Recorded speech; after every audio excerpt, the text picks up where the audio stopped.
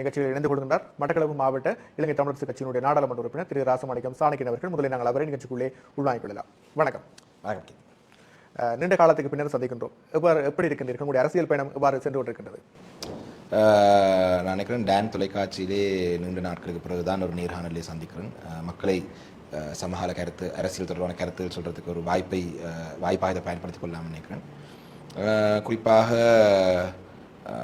அரசியல் ரீதியாக நாட்டை நான் நினைக்கிறேன் மீண்டும் ஒரு இக்கட்டான ஒரு சூழலிலே நாங்கள் அனைவரும் இருக்கிறோம். நான் நினைக்கிறேன் எவ்வளோ தூரம் மக்கள் புரிந்து கொண்டிருக்கிறாங்க, அரசியல்வாதிகள் புரிந்து கொண்டிருக்காங்க தெரியாது. ஆனால் இது ஒரு உலக பொருளாதாரத்தை வைத்து பார்க்கும் பொழுது, உலகத்திலே இருக்கும் நிலைமை பார்க்கும் பொழுது ஒரு இக்கட்டான நிலை எதிர்காலத்தில் இருக்கிறது கூட தெரிகிறது. நாடு ஒரு இக்கட்டான நிலை இருக்கின்றது, மக்கள் ஒரு சவாலை சந்தித்து வருகின்றார்கள் என்ற விடயங்களோடு இலங்கை தமிழரசு கட்சியும் பல்வேறுபட்ட சலசலப்புகளோடு பல விடயங்களை இன்று மக்கள் மத்தியில் விமர்சனத்துக்குள்ளாகக்கூடிய விடயங்களை தந்து கொண்டிருப்பதை நாங்கள் பார்த்துக் கொள்ளக்கூடியதாக இருக்கிறது. விசேடமாக நாங்கள் பார்க்கின்ற போது அண்மை காலமாக மிக பேசுபொருளாக மாறிய ஒரு விடயம் இலங்கை தமிழரசு கட்சியினுடைய நாடாளுமன்ற குழு தலைமை திரு ராசமாணிக்கம் சாணக்கியன் அவர்களிடம் ஒப்படைக்கப்பட்ட விடயம், திரு சிவஞானம் சிறிதரன் அவர்களுடைய ஒப்புதலை அல்லது அவருடைய விருப்பத்துக்கு மாறாக அந்த விடயம் திரு சாணக்கியன் அவர்களிடம் வழங்கப்பட்டிருக்கிறது என்று கூறிய விமர்சனங்கள் பரவலாக முன்வைக்கப்பட்டன. இந்த விமர்சனங்கள் தொடர்பாக உங்களுடைய கருத்து எவ்வாறாக இருக்கிறது?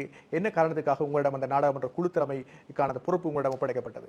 இலங்கை தமிழரசு கட்சிக்குள்ளே எந்த குழப்பமும் இல்லை. இது ஒரு தேவையற்ற கேள்வியாக நான் பார்க்கின்றேன். என்றால் இந்த சம்பவம் நடந்து 2 மாதங்கள் ஆகிவிட்டிருக்கின்றது. இது சம்பந்தமான விளக்கங்கள் கட்சியினுடைய பொதுச் செயலாளர், தலைவர் பலர் கொடுத்திருக்கிறார். இது சம்பந்தமாக நான் நினைக்கிறேன் மக்களோட கருத்துகள் இப்போ இந்த விடயங்களை பற்றி மக்கள் பெரிய அளவில் சிந்திக்கல. மக்கள் உண்மையிலே இன்னும் பல பிரச்சனை இருக்கின்றது. இலங்கை தமிழரசு கட்சிக்குள்ள குழப்பங்கள் இருக்கின்ற நாங்கள் பேசுவதென்றதை விட தமிழரசு கட்சிக்குள்ளே குழப்பங்களை ஏற்படுத்த வேண்டும் என்று பல கேள்விகள் பலர் கேட்கிறார்கள்.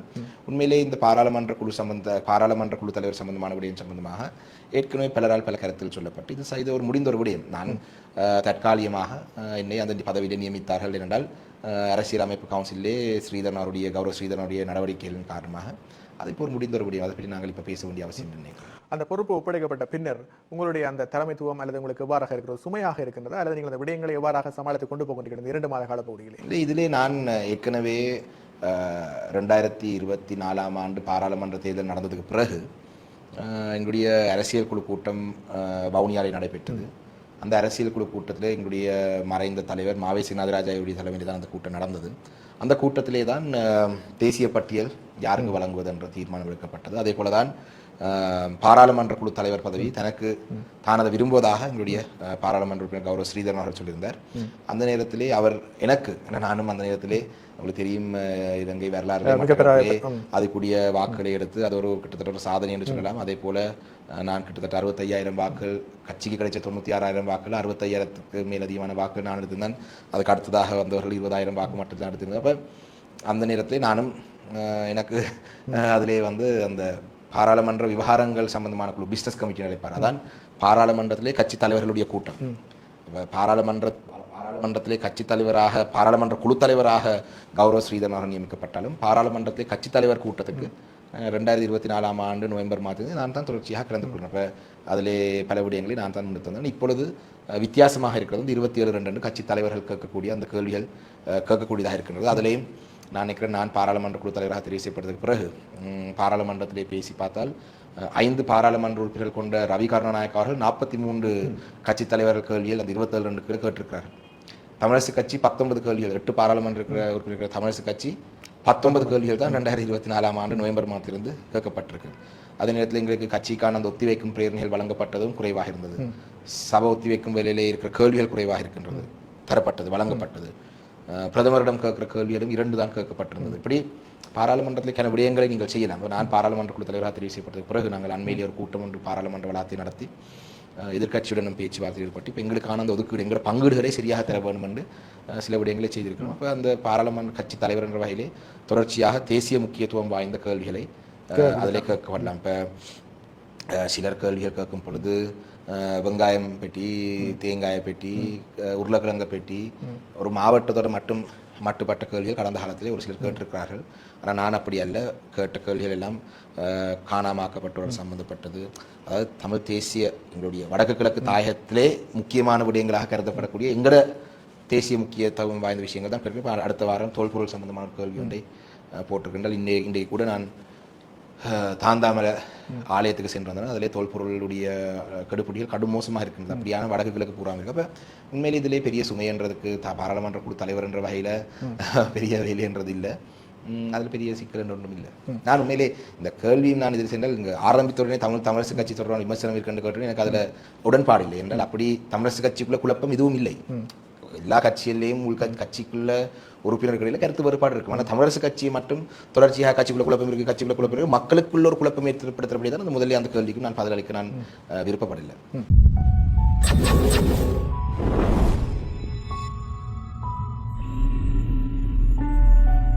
குறிப்பாக நாட்டை பொறுத்தவரையில் மாகாண சபை தேர்தல் நீண்ட காலமாக நடத்தப்படாமல் இழுத்தடிக்கப்படுகிற சூழல் காணப்படுகிறது.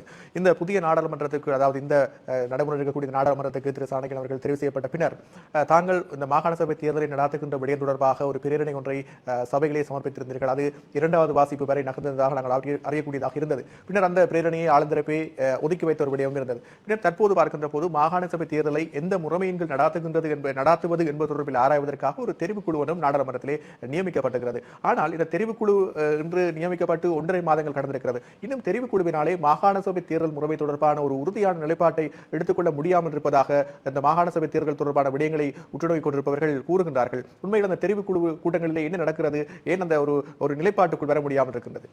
இல்லை, இதிலே கேத்தனம் மிக தெளிவாக நான் பாராளுமன்றத்துக்கு தெரிவு செய்யப்பட்ட காலப்பகுதியிலிருந்து பலர் என்றும் சொல்வார்கள், ஏன் இந்த அரசாங்கத்துடன் நீங்கள் முரண்படுறீங்கள், ஏன் இந்த அரசாங்கத்திலே நீங்கள் பிள்ளைகளை சுட்டி காட்டுறீங்கள், இப்போ புதிய அரசாங்கம் தானே, அவங்களுக்கு காலம் கொடுக்க வேணும் என்றெல்லாம் பலர் சொல்வார்கள். ஆனால் நான் பாராளுமன்றத்துக்கு தெரிவு செய்யப்பட்ட தேதியிலிருந்து பொய்யான விமர்சனம் அல்ல, ஆனால் ஆக்கப்பூர்வமான கன்ஸ்ட்ரக்டிவ் கிரிட்டிசிசம் என்று சொல்வார்கள். அதாவது ஆக்கப்பூர்வமான சில செயல்பாடுகளை மாற்றி அமைக்க வேண்டிய, அதிலேயே நாங்கள் அந்த நேரத்தில் சிலர் சொல்ல, ஏன் அவதிப்படுறீங்க தம்பி, இப்போ புது கவர்மெண்ட் வந்து கொஞ்சம் பொறுங்கண்டால் ஒரு அரசாங்கத்துடைய ஹனிமூன் ஃபேஸ் என்று சொல்வார்கள். அதாவது ஒரு திருமணம் நடந்து கையோட முதல் 6 மாதம் 1 வருஷத்துக்குள்ள மிகவும் ஹனிமூன் ஃபேஸ் என்று சொல்வார்கள். அரசாங்கங்களும் அப்படிதான். அப்போ அனுரகுமார திசாநாயக்க ஜனாதிபதியாக தெரிவு செய்யப்பட்டு 1 வருட காலத்துக்குள்ளே எங்களுடைய பல விடயங்களுக்கான தீர்வுகளை நாங்கள் எட்டாவிட்டால் அந்த தீர்வுகள் அவருடைய மீதி இருக்கிற 3 வருஷம் 4 வருஷத்தில் எட்டுவது அது ஒரு கஷ்டமான ஒரு விடயம். இது எல்லா அரசாங்கங்களையும் நீங்கள் அவதானித்தீங்க என்றால் இது தொடர்ச்சியாக நடக்கும் ஒரு விடயம் என்றால் 2-3 ஆண்டுகளுக்கு பிறகு மக்கள் வேறு ஆப்ஷனை தேட தொடங்குவார்கள். அரசாங்கம் தாங்கள் எப்படி வெல்லலாம் என்று யோசிப்பார்களே தவிர இந்த அடிப்படை பிரச்சனைகளை தீர்த்து வைக்கிறதுக்கான நடவடிக்கை எடுக்க மாட்டார்கள். அந்த வகையிலே தான் இந்த மாகாண சபை சம்பந்தமானது கூட, மாகாண சபை என்ற விடயத்தை நான் மிக கடுமையாக அது சம்பந்தமாக தொடர்ச்சியாக நினைக்கிறேன். என்னுடைய 2024 ஆண்டு முதலாவது பாராளுமன்ற அமர்விலே ஒரு உரை வெளிவிவகார அமைச்சர் சொன்ன பொழுது நான் உடனடியாக கேட்டேன், நீங்கள் ஏன் மாகாண சபை தேர்தலை பற்றி எதுவும் சொல்லவில்லை என்று. அவர் அந்த நேரத்தில் உள்ளூராட்சி மன்ற தேர்தலை பற்றி எதுவும் சொன்னார். அப்போ அந்த நேரத்தில் பிமல் ரத்நாயக்க சொன்னார், ராசமாணிக்கம் மீது நாங்கள் பெரும் மதிப்பு வைத்திருக்கிறோம், நீங்கள் உங்களுடைய மதிப்பை இந்த எதிர்க்கட்சியினரோட சேர்ந்து கெடுத்துக் கொள்ளாதீர்கள். எனக்கு பிமல் ரத்நாயக் அவருடைய சர்டிஃபிகேட் அவசியம் இல்லை, அவரின் மீது மதிப்பு வைச்சாலும் சரி வெக்காட்டியும் சரி, நாங்கள் மக்களுடைய வாக்காளர் தெரிவு செய்யப்பட்டு வந்து மக்களுக்கான அரசியலில் ஈடுபட்டவர்கள். அந்த வகையிலே இந்த மாகாண சபை சம்பந்தமாக ஜனாதிபதியை நான் 2024 ஆண்டு நவம்பர் மாதம் பாராளுமன்றத்துக்கு ஜனாதிபதி வந்த பொழுது கட்சி தலைவர்களை அவர் சந்தித்திருந்தார். நான் சொன்னது போல பாராளுமன்ற குழு தலைவராக நான் இருந்தாவிட்டாலும் கட்சித் தலைவராக என்னை தான் அந்த கூட்டத்துக்கு அழைக்கிறது. அந்த கட்சித் தலைவர்கள் கூட்டத்திலே அனுரகுமார திசாநாயக்க அவர்களை சந்தித்த பொழுது நான் முதலாவது சந்திப்பிலே கேட்டேன். உண்மையிலே அந்த சந்திப்பானது இந்த பாராளுமன்றத்திலே குழுக்களுக்கான எண்ணிக்கை, அதாவது இந்த பிசினஸ் குழு, அதாவது கட்சி தலைவர் கூட்டத்துக்கு அழைக்கப்படுறவருடைய எண்ணிக்கை அதிகரிக்க சொல்லியெல்லாம் சில அழுத்தங்கள் கொடுக்கறது அந்த கூட்டம். அந்த கூட்டத்திலே நான் ஜனாதிபதியும் கேட்டான், மாகாண சபை தேர்தலை நீங்கள் நடத்துவதற்கான எங்களுக்கு எல்லாருக்கும் தெரிஞ்சபடியும் அதில் ஒரு சட்ட சிக்கல் இருக்கு. புதிய அதில் நாங்கள் டீப்பா போத்தவில்லை. விதாசார முறையிலே தேர்தல் நடத்துவதாக இருந்தால் மீண்டும் பழைய சட்டத்துக்கு போகணும், அதுக்கு சட்டத்தில் ஒரு சிறிய திருத்தம் கொண்டு வர வேணும். அதே நேரத்தில் புதிய சட்டத்தின் கீழே வைக்கிறா இல்லை நிர்ணயம் செய்யணும், அது வருட கணக்கிலே போகிற முடியும். அப்போ ஜனாதிபதியும் கேட்டால் நாங்கள் பழைய முறையிலே தேர்தல் வைக்கிறது தானே இணக்கப்பட்ட 2024 ஆண்டு 23 ஆண்டு கௌரவ சுமந்திரன் அவர்கள் தனிநபர் சட்ட மூலமாக இது கொண்டு வந்த பொழுது அனுரகுமார திசாநாயக்க அரசாங்கம் அதை ஆதரித்தது. அப்போ நாங்கள் நினைச்சா இணக்கப்பாடு இருக்குதானே என்று. அப்போ ஜனாதிபதி சொன்னார், இல்லை நீங்கள் தனிநபர் சட்டம் மூலமாக அதை கொண்டு வர தேவையில்லை, நாங்கள் அரசாங்கம் கொண்டு வருவோம். அதனைத் தொடர்ந்து 2024 ஆண்டு 12ஆம் மாதம் நாங்கள் உண்மையிலே அது ஒரு தவறான விடயம் நான் எப்பொழுதும் சொல்கிறேன், தமிழரசு கட்சிக்கும் ஜனாதிபதிக்கும் இடையிலான முதலாவது சந்திப்பொண்டு ஏற்பாடு செய்யப்பட்டது. அதில் நான் என்னுடைய எதிர்ப்பை அன்றும் தெரிவித்திருந்தால், நாங்கள் அந்த நேரத்தில் வெள்ளம் கொண்டு வந்திருந்தோம், வெள்ளத்தை பற்றி பேசுவதற்கான ஒரு சந்திப்பொண்டு ஏற்பாடு செய்யப்பட்டது. அதில் எனக்கு உண்மையில் உடன்பாடு இல்லை. தமிழரசு கட்சி நாட்டுடைய ஜனாதிபதியை சந்திக்கணும், எங்களுடைய அடிப்படை விடயங்கள் அரசியல் அமைப்பு, மாகாண சபை, காணாமாக்கப்பட்டோர் பொறுப்புகள், இப்படியான விடயங்கள். அதை விட்டு போட்டு முதலாவது சந்திப்பை வெள்ளத்தை பற்றி மட்டும் போய் காய்ச்சிட்டு வரது எனக்கு இணக்கப்பாடு இல்லை. இருந்தாலும் இனி அந்த நேரத்திலே சிலர் அந்த முடிவை எடுத்தபடினால் போக வேண்டியதாக இருந்தது. அதிலேயும் நான் மாகாண சபை தேர்தலை பற்றி கேட்டினேன். அந்த நேரத்திலேயே அவர் சொன்னார், இல்லை நீங்கள் செய்ய தேவையில்லை, அதை நான் ஒரு புதிய சட்டம் ஒன்றை கொண்டு வரும். அதுக்கு பிறகு பாராளுமன்றத்திலே கட்சித் தலைவர்கள் கூட்டத்திலே தான் பாராளுமன்றத்தில் என்னென்ன பிசினஸ் இந்த வாரம் என்னென்ன சட்டமூலங்கள் கொண்டு வருவது, அதுக்கு அடுத்த வாரம் என்னென்ன சட்டமூலம் கூடுதலாக அரசாங்கம் தான் கொண்டு வர்றது, நாங்கள் அதில் எங்கிற கருத்தை தெரிவிக்கிறோம். ஆனால் நான் மார்ச் மாதம் வரைக்கும் ஒவ்வொரு கட்சித் தலைவர் கூட்டத்தில் மாகாண சபை சம்பந்தமான சட்டமூலம் உண்டு. உண்மையிலே அதாவது ஒரு ஜனாதிபதி மீது நம்பிக்கை வைத்து உண்மையிலேயே ஒரு உளப்பூர்வமாக தான் நான் கேட்டேன், எப்போ கொண்டு வர போறீங்க என்றால் கொண்டு வருவாங்க. பிமல் ரட்நாயக் அவருடைய கருத்தை பார்க்கும்போது அதை கொண்டு வருவதாக அது எங்களுக்கு தெரியும், இப்போ கொண்டு வர வேண்டும் என்ற மாதிரியான கருத்து. அதுக்கு பிறகுதான் நான் தனிநபர் சட்டமூலம் ஒன்றை பாராளுமன்றத்துக்கு சமர்ப்பித்த நான். அதிலே முதலாம் வாசிப்பு நடந்தது. அதுக்கு பிறகு உங்களுக்கு தெரியும், அது முதலே கெசட் பண்ணுவார்கள், வர்த்தமானி மூலம் அறிவிப்பார்கள். யாரும் விரும்பினால் நீதிமன்றத்துக்கு போய் அதுக்கு சவாலுக்கு உட்படுத்தலாம். யாரும் சவாலுக்கு உட்படுத்தல. அதுக்கு பிறகு முதலாம் வாசிப்பு பாராளுமன்றத்தில் நடந்தது. அதுக்கு பிறகு அதில் முறைமை என்னென்னு சொன்னால், உரிய அமைச்சர், தனிநபர் சட்டமன்ற உரிய அமைச்சர் தன்னுடைய சிபாரிசை அது சம்பந்தமாக தர வேண்டும் 6 மாதத்துக்குள்ள. அப்படி அமைச்சர் சிபாரிசு செய்தாலும் சரி செய்யாவிட்டாலும் சரி தனிநபர் சட்டமூலத்தை அந்த தனிநபர் பாராளுமன்ற உறுப்பினர் முன்வைக்கலாம் 2ஆம் வாசிப்புக்கு. ஆனால் கௌரவ அமைச்சர் அவர்கள் அது சம்பந்தமாக நான் கேட்ட பொழுதெல்லாம் சிபாரிசை வழங்குறேன் சொல்லி, அதுவும் காணொலி நீங்கள் பார்த்துருப்பீங்க. அமைச்சருக்கு ஒரு முதுகெலும்பு இல்லாத ஒருவர் என்று நான் அவரை விமர்சித்தேன். அவர் எனக்கு பாராளுமன்ற வளாகத்திலே சொன்னார், தன்னுடைய விருப்பம் பழைய முறையில் வைக்கிறது, தான் சிபாரிசை வழங்குறதுக்கான நடவடிக்கையை எடுத்துக்கொண்டிருக்கிறேன். ஆனால் சிபாரிசை வழங்குவதற்கு பதிலாக அவர் அந்த நாங்கள் கொண்டு வந்த சட்ட மூலம் அரசியலமைப்புக்கு முரணானதாக சுப்ரீம் கோர்ட் சொன்னதாக ஒரு பொய்யை சொல்லியிருக்கிறார். என்றால் நீதிமன்றத்துக்கு உயர் நீதிமன்றத்துக்கு யாரும் அதை சவால் கொடுப்பதில்லை. ஆனால் அவர் சொல்ற 2023ஆம் ஆண்டு கௌரவ சுமந்திரன் அவர்களுடைய அந்த சட்ட மூலத்துக்கு நீதிமன்றம் கொடுத்த உத்தரவுக்கு மாறாக இது இருக்கின்ற இதோ ஒரு பொய். அதால தான் அவருக்கு ஒரு முதுகெலும்பு இல்லாதவர்னு சொன்னார். இன்றைக்கும் நான் அதை இப்போ நாளைக்கு, அதாவது அந்த பாராளுமன்ற நான் அரசாங்கத்துக்கு பிசினஸ் கமிட்டியை சொல்லலாம், என்னுடைய சட்டமூலத்தை நீங்கள் எடுங்க. ஆனால் என்ன, அதில் 113 பேர் வாக்களிக்க வேணும். அப்போ எங்களுக்கு பெரும்பான்மை 113 பேர் இல்லை. என்பிபி அரசாங்கம் இணங்காவிட்டா இல்லை. இப்போ அது பாராளுமன்றத்துக்கு ஆர்டர் புக்னு சொல்லுவார்கள். ஆர்டர் பேப்பர், ஆர்டர் புக்கு தான் அதிலிருந்து ஆர்டர் பேப்பருக்கு வரும். ஆர்டர் புக்லேயே கடைசி விஷயமாக சாணக்கியன் ராசமாணிக்கனுடைய மாகாண சபை திருத்த சட்டம் இப்பவும் இருக்கு. இப்போ இன்றைக்கு அடுத்த பாராளுமன்ற அமர்விலே பாராளுமன்ற விவகாரங்களுக்கான குழு கூடும். அந்த குழு கூட்டத்திலே நினைத்தால் அடுத்த பாராளுமன்ற அவர்கள் எடுக்கலாம். இந்த பாராளுமன்ற தெரிவு குழு சம்பந்தமாக இத்தனை வருஷம் 1.5 வருஷம் எடுத்தடிச்சு செய்து 2024ஆம் ஆண்டு நவம்பர் மாதத்திலே உங்களுக்கு தெரியும் தானே, நீங்கள் மாகாண சபை தேர்தலை எடுத்தடிக்க அதாவது மாகாண சபை தேர்தலில் இருக்கிற சிக்கல் 2024ஆம் ஆண்டு நவம்பர் மாதத்திலிருந்து 2026ஆம் ஆண்டு ஜனவரி மாதம் 6ஆம் தேதி வரைக்கும் இருந்து ஜனவரி 6ஆம் தேதி நியமிக்கிறாங்க ஒரு பாராளுமன்ற தெரிவுக்குழு உண்டு.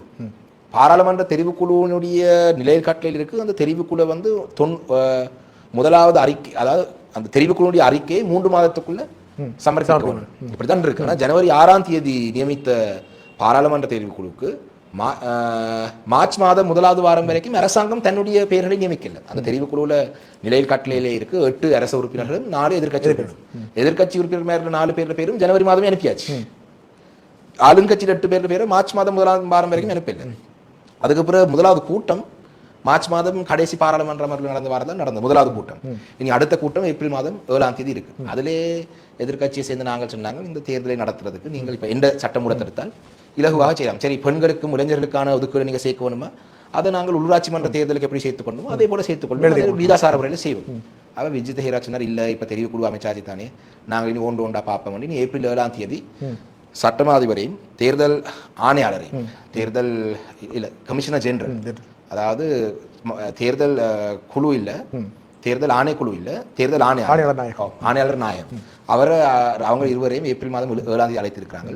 அதுல இன்னொரு விடயம் வேண்டாம், விஜித் ஹேராத் அவர்கள் சொல்றார், 3 மாதத்துக்குள்ள ஒரு அறிக்கை கொடுத்தால் போதும், 3 மாதத்துக்குள்ள இறுதி அறிக்கை கொடுக்க வேண்டிய அவசியம் இல்லைன்னு சொல்றார்.